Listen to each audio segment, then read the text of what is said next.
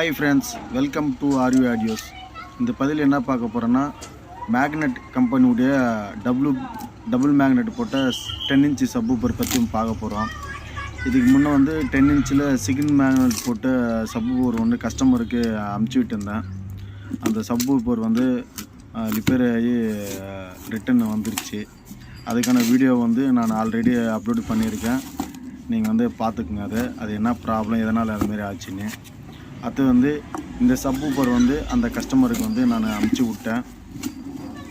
இது double magnet use பண்ண subwoofer. இது இப்போ இந்த சப்வூஃபர் பற்றி நம்ம ஃபுல் டீட்டெயிலில் பார்க்கலாம். இந்த சப்வூஃபர் இது 10 இன்ச்சு 4 ohms சப்வூஃபர். இது 10 இன்ச்சில் 4 ohms யூஸ் பண்ணியிருப்பாங்க. அண்ட் இது முன்னாடி லோகோ போடுறாங்க மேக்னெட் அப்படின்னு. அண்டு இதோட கோன் நல்லா ஹெவியாக கொடுத்துருப்பாங்க. ஏன்னா ப்ரெஸ் பண்ணும்போதே நல்லா ஹெவியாக தெரியுது. அண்டு இதுக்கு ஸ்பீக்கர் டெர்மினல் ப்ரெஸ்ஸிங் டைப் கொடுத்துருப்பாங்க. ப்ரெஸ் பண்ணி அப்படியே லாக் பண்ணுற மாதிரி. அது மேக்னெட் டபுள் மேக்னெட்டு, பெரிய மேக்னெட் 2 மேக்னெட் யூஸ் பண்ணியிருப்பாங்க.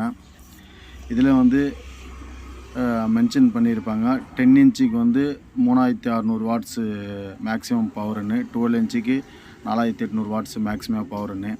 இதோட மாடல் நம்பரு எல்லாம் ஃபுல் டீட்டெயிலாக பேக் சைடு கொடுத்துருக்காங்க. இதில் யூஸ் பண்ணிக்கிற மெட்டீரியல் நல்லா குவாலிட்டியான மெட்டீரியல் தான் யூஸ் பண்ணிக்கிறாங்க.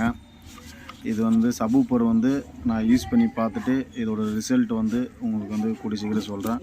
இதோட குவாலிட்டி எப்படி இருக்குதுன்னு. நம்ம இதுக்கு முன்னே HX கம்பெனி தான் நம்ம யூஸ் பண்ணியிருந்தோம்.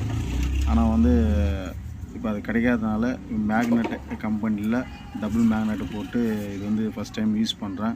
இதோட குவாலிட்டி எப்படி இருக்குதுன்னு உங்களுக்கு கூடிய சீக்கிரத்தில் ஆடியோ டெஸ்ட்டோடு சொல்கிறேன்.